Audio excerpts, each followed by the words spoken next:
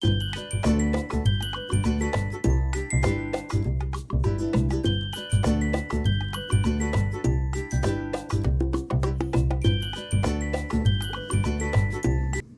tout le monde.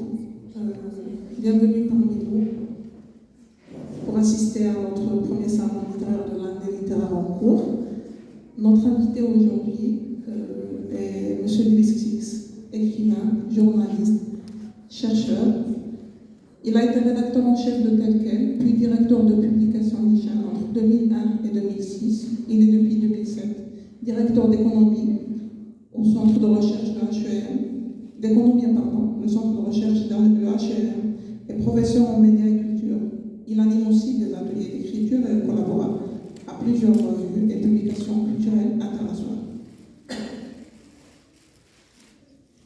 Le premier livre qu'on va discuter est Texture du chaos, un livre qui est un peu différent des autres romans. Normalement, c'est un roman. Je dirais plutôt un plaidoyer pour la ville de Casablanca déguisée en roman. Casablanca est le personnage principal. Le personnage principal ici n'est pas un décor, n'est pas un lieu, n'est pas un arrière-plan non plus, mais il est présent. Et sa présence est effective dans tout le roman. Au départ, c'est un enseignant retraité qui compte toutes ces histoires à part, de personnes, par-ci, par-là, la vie de chacun d'eux.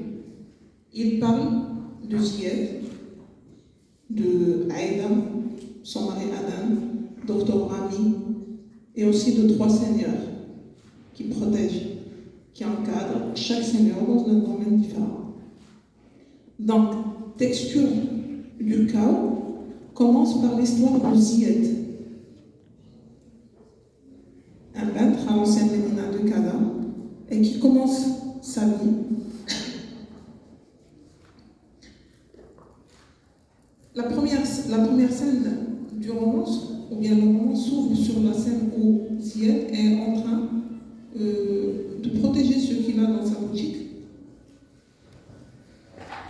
à cause de la pluie, le problème de l'infrastructure de la ville de Casa, le problème qui est lancé dès le départ. Donc, avant de continuer ma présentation, j'aimerais juste demander à M. Six pourquoi ce titre, Texture du chaos.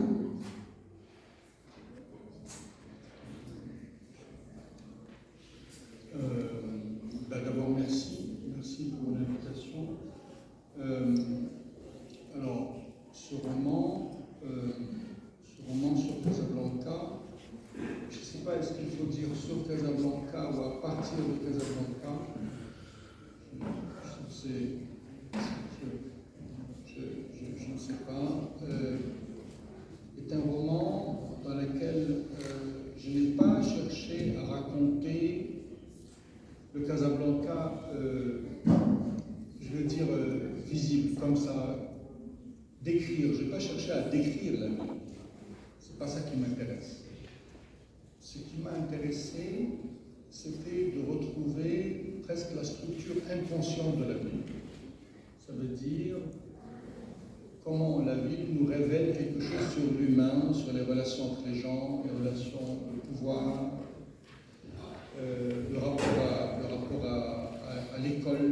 Il y a une école qui va être détruite, le rapport aux réseaux sociaux, avec des jeunes qui vont avoir ce que j'appelle des hackers, qui vont avoir une tumeur numérique incompressible, ils vont avoir les yeux abîmés. Et c'est quelque chose qui arrive aujourd'hui de manière quand on pousse un tout petit peu le curseur, parce que nous avons de plus en plus de jeunes qui font du coding. Et en faisant du coding, ils sont en train de s'abîmer les yeux parce qu'ils n'ont pas d'autre moyen de survivre.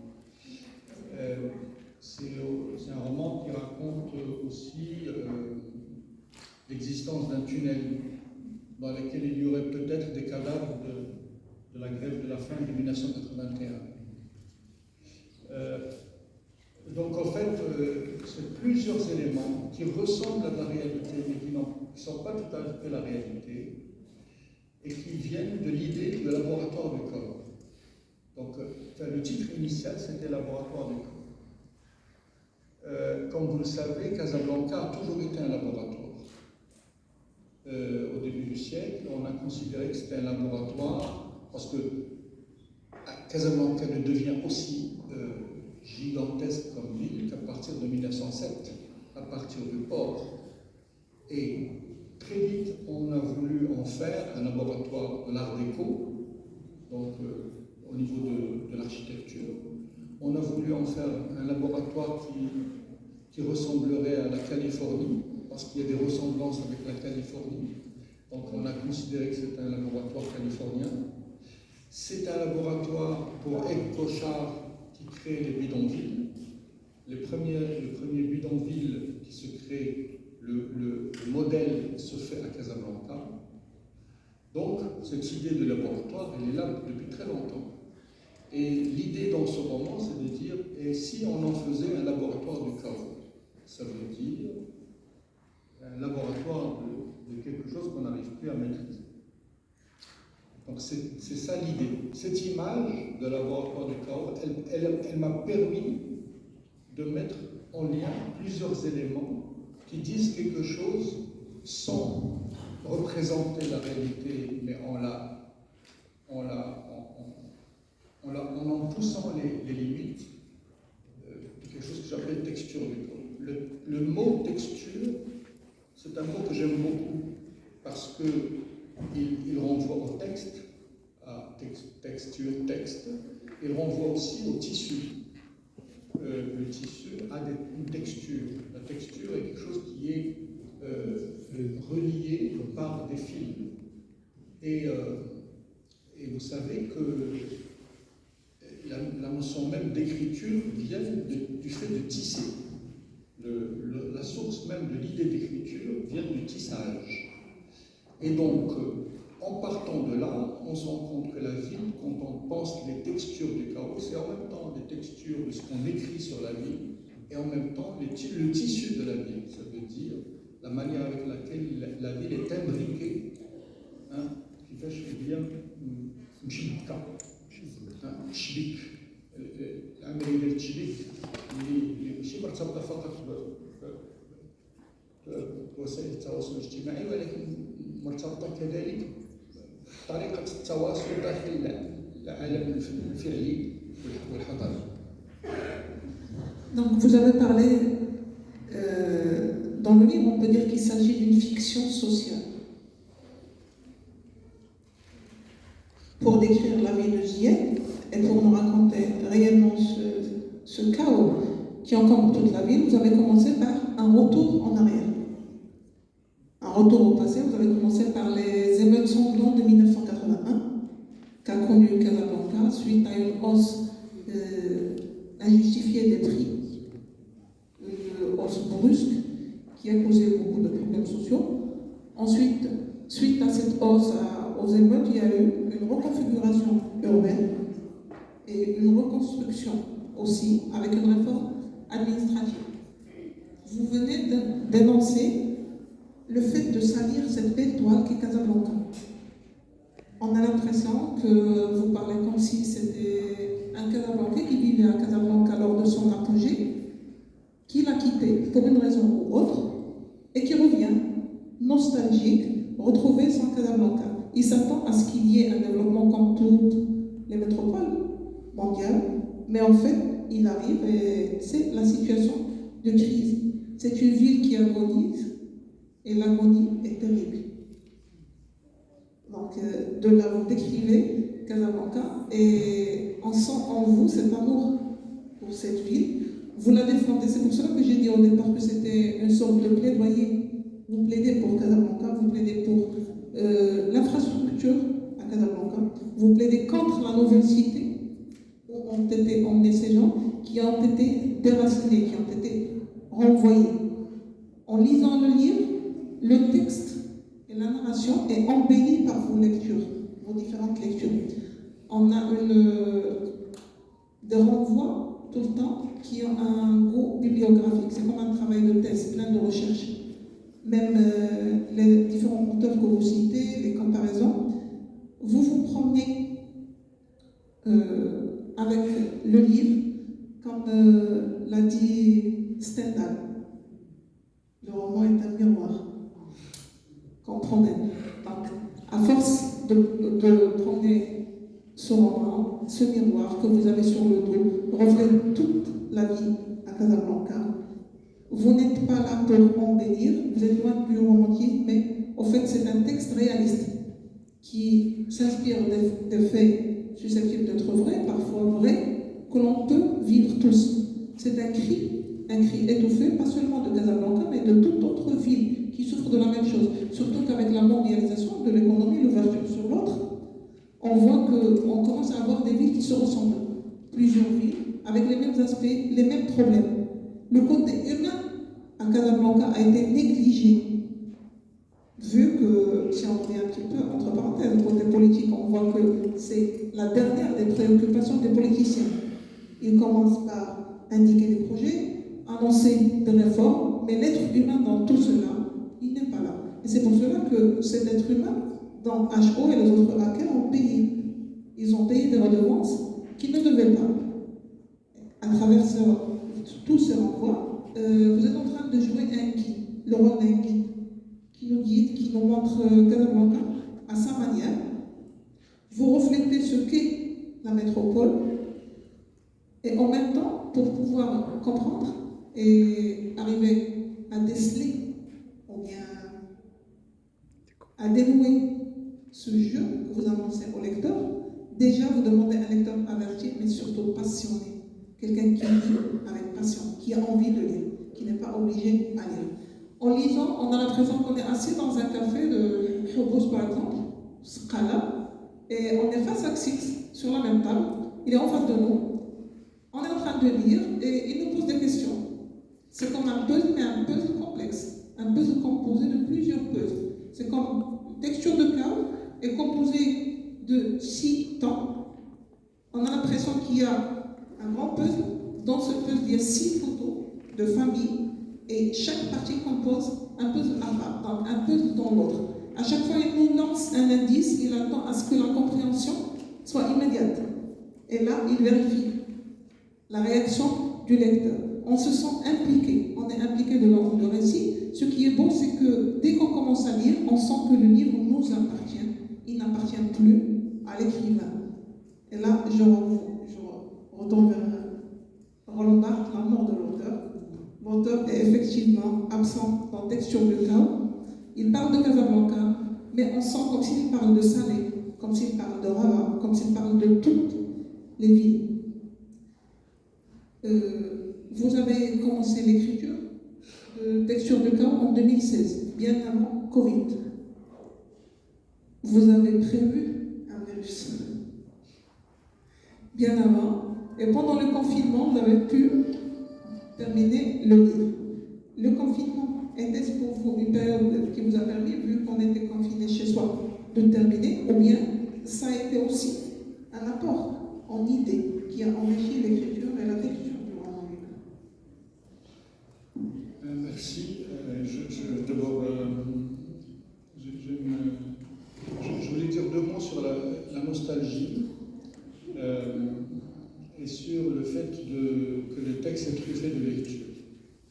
Vous savez, on a de la nostalgie. La nostalgie n'est pas uniquement une sorte de retour au passé. C'est surtout le retour au lieu qu'on aime. La nostalgie est le retour au lieu qu'on aime.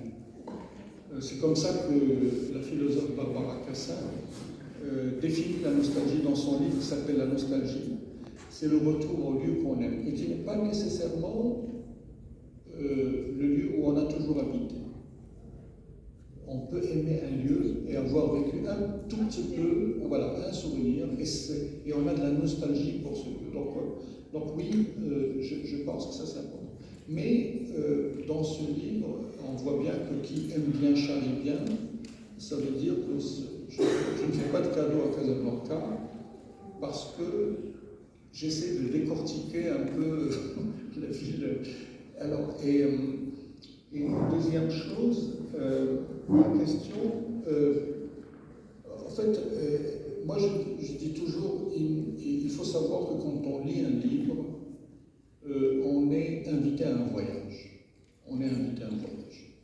Et c'est un voyage subjectif qui est proposé pour comprendre d'abord nous-mêmes, comprendre nous-mêmes, comprendre où nous vivons, comprendre ce que nous sommes, comprendre nos relations avec les autres, etc. Et c'est pour cela que parfois, le retour à d'autres auteurs qui ont fait ce travail est juste important pour amplifier parfois une image, pour juste permettre de mieux comprendre les choses. La période du confinement, pour moi, était extraordinaire. Et en même temps, je veux dire, elle m'a donné du temps pour écrire, et en même temps, elle a amplifié mon angoisse. Elle a amplifié mon angoisse. Et je pense que ce livre, peut-être, reflète cette angoisse. Parce que d'une certaine manière, ce livre, il retrace un peu l'impasse dans laquelle nous sommes, parce que c'est une impasse dans laquelle on a beaucoup investi dans l'infrastructure, on est dans la consommation de la technologie, et on a oublié de construire les relations humaines. On a oublié l'école, on a oublié la santé, on a oublié plein de choses. L'un des personnages est un médecin qui est scandalisé, un médecin humaniste et très éthique dans son comportement et qui est scandalisé par ce qui se passe autour de lui, etc. Parce qu'il y a ces jeunes qui ont les yeux abîmés, etc. Donc, si vous voulez, c'était le confinement m'a en même temps donné un espace de travail et en même temps amplifié mon angoisse par rapport à ce que nous vivons. En parlant de l'histoire d'Aïda, qui était victime, on voit qu'il y a plusieurs victimes comme elle, une photo prise lors de vacances qui n'avait pas une certaine valeur, mais cette photo, à cause des réseaux sociaux, mal exploitée, a gâché sa vie, toute sa vie. Là, je reviens sur les réseaux sociaux. On voit que les gens ont une prédisposition à juger l'autre, sans savoir si ce jugement est positif, s'il est réel, si la personne mérite d'avoir ce jugement, d'être victime. Le problème qui se pose là, c'est que la presse électronique, dépourvue de professionnalisme et indisciplinée surtout, a un impact, un très fort impact sur les jeunes, sur les gens qui ne cherchent pas à avoir l'information d'une source fiable. Le problème de fiabilité, le problème de professionnalisme est un problème dont souffre le métier de journaliste actuellement. Donc, quel est l'impact de la presse indisciplinée et à quel point est-ce qu'elle présente un terrain fiable de futilité surtout? Bon, d'abord... Je parle de la presse non professionnelle indisciplinée, pas de la presse de manière générale, parce qu'il y a des gens qui cherchent la source, qui s'assurent si l'information est juste ou non, et qui sont, dans la plupart du temps, en prenant l'information objective, ce que demande le métier en tout cas. Alors, d'abord, on va laisser, j'ai bien compris le jeu de mots sur l'indiscipline, mais on reviendra à l'indiscipline tout à l'heure, parce que je préfère dire journalisme amateur plutôt que journalisme indiscipliné, en face à ce qu'on appelle le journalisme professionnel, donc le journalisme amateur. On parle aussi du journaliste citoyen, journaliste amateur, c'est les termes qu'on utilise, pour parler de ces gens qui, aujourd'hui, sans avoir une pratique dans une entreprise de presse, deviennent producteurs de contenu, producteurs d'informations, relayeurs, ou bien ce qu'on appelle aussi des gorges profondes, ou des lanceurs d'alerte. Les lanceurs d'alerte, c'est des gens qui, parce qu'ils voient quelque chose qui les scandalise, ou bien ils ont accès à une information qui les scandalise, ils la partagent. C'est ce qui fait tout le travail de Wikileaks, etc. Alors, Moi, je pense qu'il y a plusieurs niveaux sur cette question-là. Vous me posez la question en tant que professionnel des médias et en tant qu'ancien rédacteur en chef. Je suis actuellement chercheur en médias, donc c'est mon domaine. Alors, il faut bien distinguer plusieurs choses qui, à mon sens, ne sont pas du même ordre. On va commencer par le plus banal ou le plus, disons, le plus vulgaire, le plus partagé, qui est ce qui se passe sur les réseaux sociaux en termes d'affichage de soi, de partage de sensations, d'opinions, etc., etc.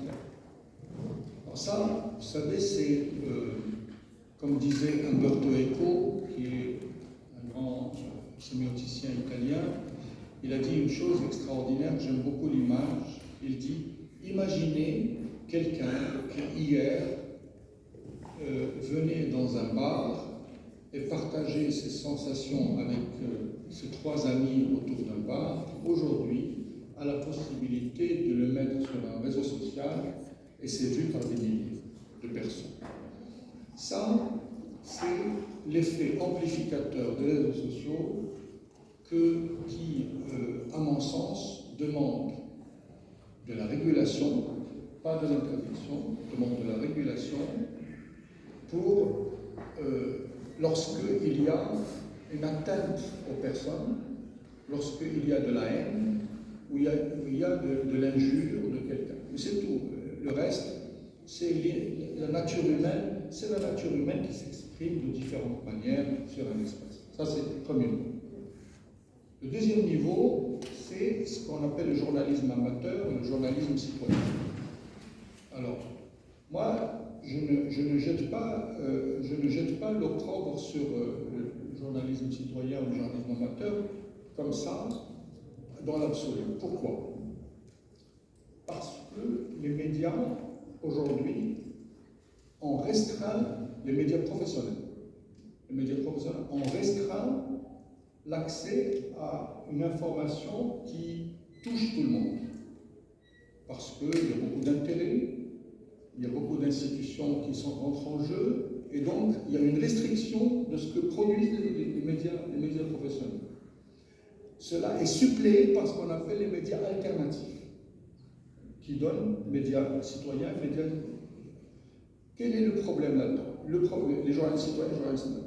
Les journalistes citoyens et les journalistes amateurs ont besoin de formation. Ils ont besoin d'être parfois protégés.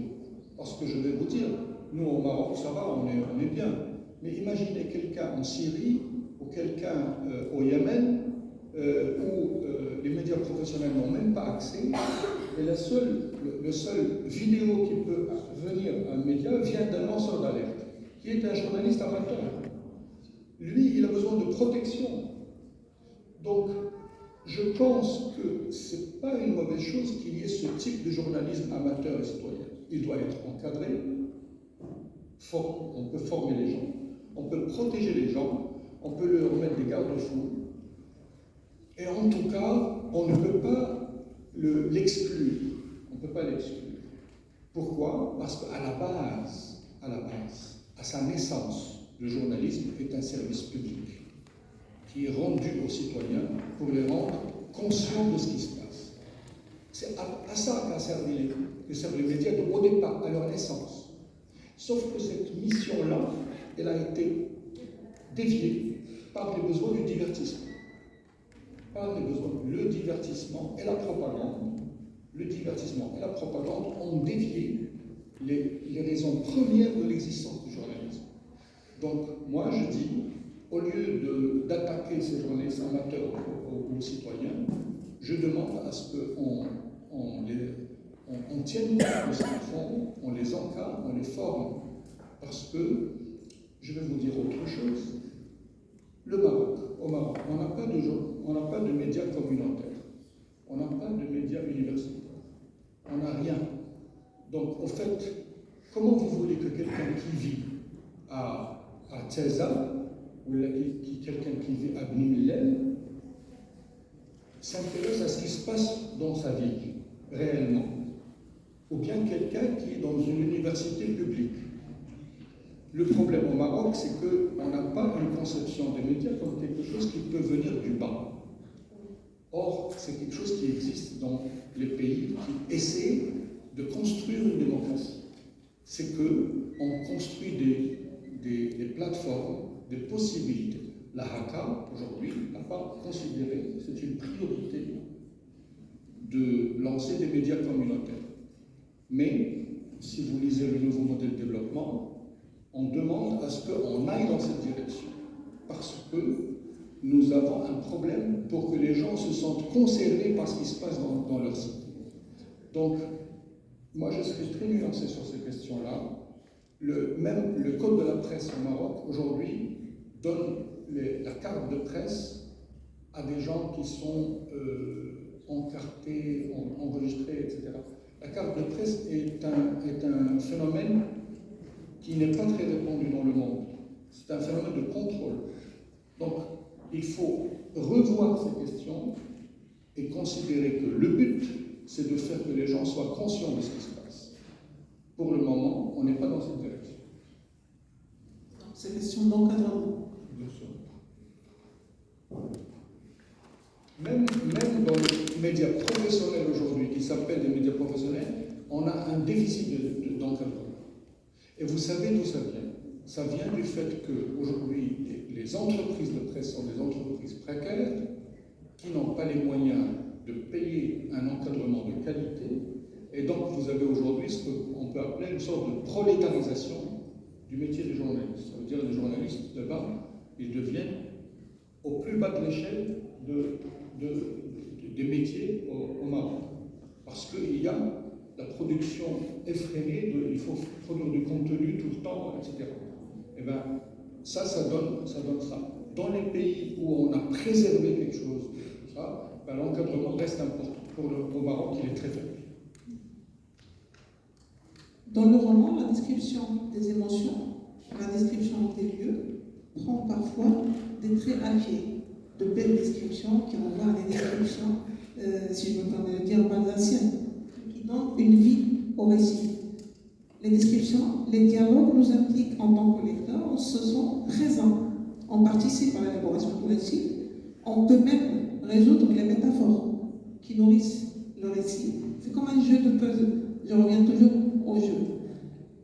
Vous avez défini la ville comme un construit social qu'il faut apprendre à endosser la structure inconsciente. Vous parlez d'une scène originale, d'un malaise, d'un monde sous un sublime artifice. Et vous dites que la métropole n'a pas eu la place qu'elle mérite en littérature.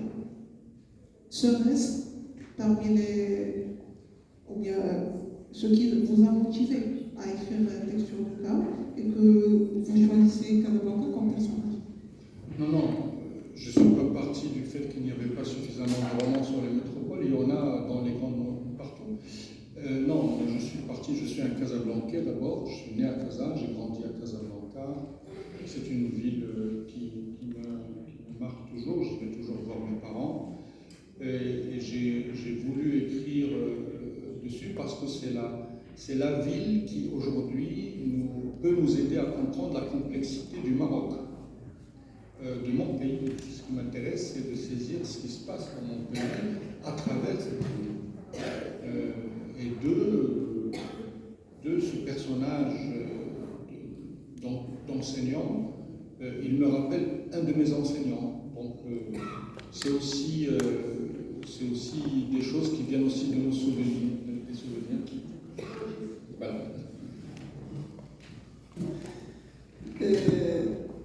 En lisant vos livres, en fait plusieurs de vos écrits, vous n'êtes pas quelqu'un qui écrit au hasard. Vous ne choisissez pas des prénoms sans qu'il y ait une signification. J'aimerais savoir quelle est la signification du choix des prénoms des seigneurs, des trois seigneurs.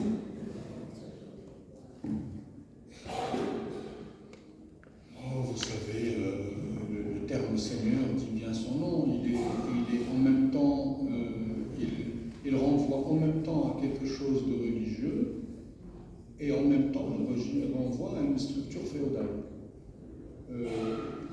Je pense que entre le fait de ne pas encore sortir d'une structure féodale et d'avoir notre imaginaire social imprégné par le religieux, je pense que la réponse est très claire.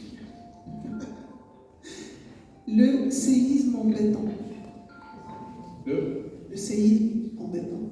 Oui. Ces constructions qui naissent et qui empêchent la ville de respirer, qui cachent sa beauté et qui changent les traits de caractère de Casablanca, comme nous avons connu tous les Casablancais.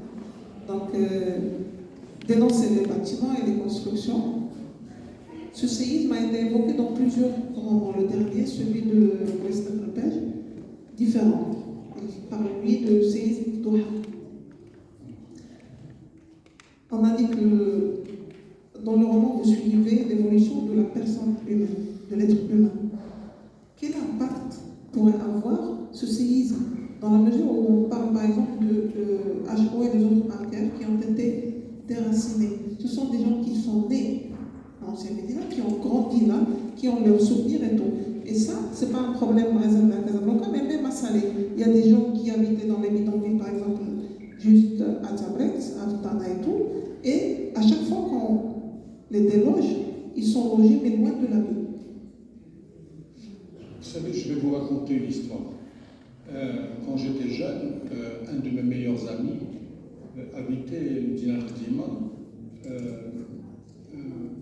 Et en fait, du jour au lendemain, ils étaient des milliers à qui on a demandé de quitter. Pourquoi? Parce qu'il y avait le projet de créer une avenue royale qui devait traverser Casablanca. Cette avenue royale, jusqu'à aujourd'hui, n'a jamais été faite. Et ces gens-là, on les a emmenés à un quartier qui s'appelle Nessim, que vous voyez lorsque vous prenez l'autoroute pour aller à l'aéroport, à Noassar, vous voyez Nessim. Donc en fait, pour arriver à Nessim de Medina, il faut prendre deux bus et un taxi blanc.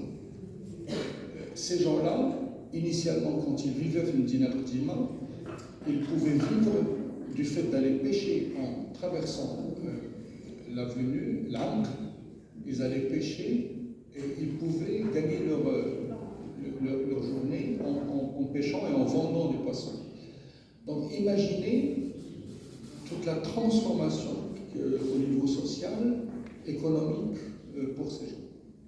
En fait, moi, en racontant cette histoire qui est un élément important dans ce roman, j'avais d'abord une pensée pour cet ami à moi, qui est aujourd'hui aux États-Unis. Sa mère, que je salue d'ici, est toujours à Nassim. Voilà. Et je pense que nous n'avons jamais appris dans nos villes de nos erreurs, de créer des ghettos urbains, éloignés, dans lesquels on crée aussi les raisons de la violence, dans lesquels on crée les raisons de la déception, de la dépression chez les jeunes. À cela s'ajoute, bien sûr, tout le problème de l'école. Ça développe aussi une certaine rancune envers les autres, ceux qui sont restés sur exactement, une rancune, et on le voit, et en même temps, dans le roman, puisque la fiction permet un peu de jeu, ce sont ces mêmes personnes qui sont dans ce quartier éloigné qui descendent à un moment donné parce qu'ils cherchent les cadavres de leurs parents qui ont été tués après la grève de la faim de 81. Et la plupart d'entre eux sont des enfants de l'échec scolaire. Bien sûr, je condense 3 éléments comme ça pour vous dire quelque chose de ce qui se passe dans notre histoire. À quoi sert la littérature, au fond, d'une certaine manière? C'est de nous rendre alertes par rapport à ce qui se passe, mais en nous permettant juste un pas de côté, une sorte de décalage qui nous permet de le voir autrement. C'est tout. Et en le voyant autrement, on voit à quel point c'est énorme, ou bien à quel point c'est inquiétant, ou bien à quel point c'est intéressant. Voilà. c'est ça ce que j'ai essayé de faire. Oui, effectivement, vous avez évoqué le passé qui prépare le présent, qui nous rassure au présent, et en même temps, c'était une anticipation du futur pour faire face à ce qui nous attend. Moi, je m'arrête un petit peu sur la cartographie de Casablanca. J'ai aimé, même si ce n'était pas tout le quartier, mais la partie où vous parlez de certains anciens immeubles, c'était élégamment décrit que les personnes qui connaissent le lieu, ils s'imaginent en face, en train de regarder ce qui se passe. Donc c'était beau. On aimerait bien avoir à chaque fois recours ou bien avoir accès à des livres qui nous rappellent notre patrimoine, notre richesse. Parce qu'en dépit de tout ce qui a été cité dans l'œuvre, l'œuvre aussi a des côtés positifs. Elle a mis en valeur les relations humaines. Parce que les relations humaines primaient. Même en situation de cas, il primait. Si on voit comment est-ce que le docteur Lamy n'a pas fait attention aux différences sociales et comment est-ce qu'il a traité HP qui n'avait rien, comment est-ce qu'il se comportait avec lui. Donc on voit que parmi tous ces débris, il y avait des âmes sensibles, il y avait un peu de lumière qui pouvait nous guider vers l'avant. Je pense que je pense que ce qu'il y a d'important dans la vie, c'est les rencontres. Et c'est les liens humains. Il n'y a rien de plus important dans la vie. Il n'y a rien qui nous sauve autant que l'amour. Rien. Et justement, dans ce roman, il y a des relations d'amour, de couple. Il y a des gens... Lilia avec Jalal. Lilia Jalal, Aïda et Adam. En fait, parce que, au fond, la seule chose qui peut nous sauver, c'est la qualité de nos relations humaines. C'est l'amour que nous portons à l'autre, mais aussi l'amour que nous portons à la vérité. Parce que Lilia, qui est une journaliste, on parlait de journaliste, et bien Lilia, qui est une journaliste, elle se bat pour essayer de révéler quelque chose. Aïda, qui est une enseignante qui a quitté, elle se bat comme par la poésie à essayer de dire quelque chose sur ce qui se passe. En fait, c'est des gens qui aiment la vérité. Et vous savez, aimer la vérité est quelque chose de très noble. On dit que la philosophie, c'est l'amour de la sagesse. Philosophie, philia, sophia, l'amour de la sagesse, l'amour de la vérité, c'est ce qui nous rend plus spirituels. C'est ce qui nous rend plus beaux. Et c'est ce qui sauve ces personnages-là. Ce sont deux personnages dans tout le roman. Et O, bien sûr, H-O. Tu dis toi H-O, moi je dis O. Ro, je ne sais pas, il faut dire H-O. Donc Ro est un personnage incroyable parce qu'on veut le manipuler pour qu'il soit au service des gens puissants comme en tant qu'hacker, et il ne veut pas jouer ce jeu. Il ne veut pas jouer à ce jeu. Alors, et ça c'est important, les réseaux sociaux et tout ça aujourd'hui, c'est aussi de la surveillance. C'est aussi des gens qui diffusent de la fausse information, des faux profils, la désinformation, tout ça, ça fait partie de ce qu'il y a dedans. Et ça, c'est pas quelque chose uniquement qui vient de personnes de manière spontanée, ça peut être manipulé. Et lui, il refuse ce jeu-là. Et donc, il y a quelque chose d'une sorte de bataille pour sauver quelque chose, de sauver quelque chose dans nos vies, dans nos relations. Effectivement, vous avez parlé de relations humaines.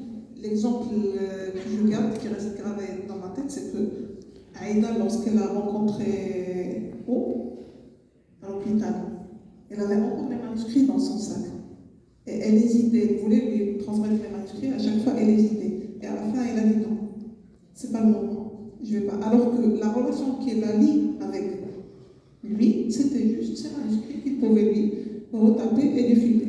Donc, c'était la seule relation, mais lorsqu'elle a vu qu'il souffrait, elle n'a pas osé. Elle a laissé de côté l'intérêt qu'elle a avec lui, et les relations humaines ont primé. Et elle aussi, Aïda nous donne un modèle pour la persévérance. Et l'amour de l'autre, l'amour de la vie, et surtout la forte personnalité qu'elle a, et qui l'a aidé à dépasser tout ce problème. Je termine mon intervention concernant Texture de Pont par le projet de Zied, projet de réinvention imaginaire de la ville. Ce projet n'aura pas, est-ce qu'il n'a aucun lien avec les projets sur lesquels vous travaillez, mais je sais que vous travaillez sur d'autres projets. Mais on voit qu'il y a tout le temps l'intérêt humain et l'intérêt de la ville. Même lorsque vous faites les nuits de philosophie, par exemple. Oui. Non, mais d'abord, alors il se passe quelque chose d'extraordinaire. Zied est un artiste qui vit, il est un peu marginal, mais en même temps il est respecté, il est connu. Et le Seigneur des Armes, qui s'appelle Elif, l'appelle et il lui dit quelque chose d'incroyable. Il lui dit, vous savez, on a décidé de faire de Casablanca un laboratoire du chaos. Et vous êtes un artiste, donc vous allez archiver le chaos. Vous savez ce que ça veut dire? Ça veut dire que vous devez saisir tout ce qui va partir, tout ce qui va disparaître. Et au fait, Zied, il avait le projet de réinvention imaginaire de sa ville, qui était son projet personnel. Et ce que le Seigneur lui propose devient un projet politique. C'est autre chose, c'est pas la même chose. Mais il passe son temps à se bagarrer. Est-ce qu'il écoute ou bien il fait ce qu'il lui a envie de faire? Et voilà, est-ce qu'il cède à l'appel aux sirènes du pouvoir, d'une certaine manière, ou bien il suit son désir? Et ce qui le sauve, c'est un autre artiste. C'est Bouchra Ibrahim, qui est mort en 81, et qui lui a fait des tableaux qu'il ne voulait pas vendre. Et quand il a découvert ce personnage, il s'est dit non. Moi, mon truc, c'est mon projet à moi. Et ça donne. Alors, ça vous dit quelque chose qui se passe à Casablanca, mais dans notre société, de manière générale, c'est est-ce qu'on arrive à être autonome? Est-ce qu'on arrive à rester autonome, à rester plus proche de son désir? Est-ce qu'on arrive à rester droit dans ce qu'on veut faire? Moi, je ne donne pas de leçons de morale. Ce qui était important pour moi, c'est de raconter cette trajectoire de Zied. Effectivement, et on voit en fin de compte que l'honnêteté de Zied le remporte. Il n'a pas cédé, ni aux demandes des autres. Il a gardé son projet comme il l'a imaginé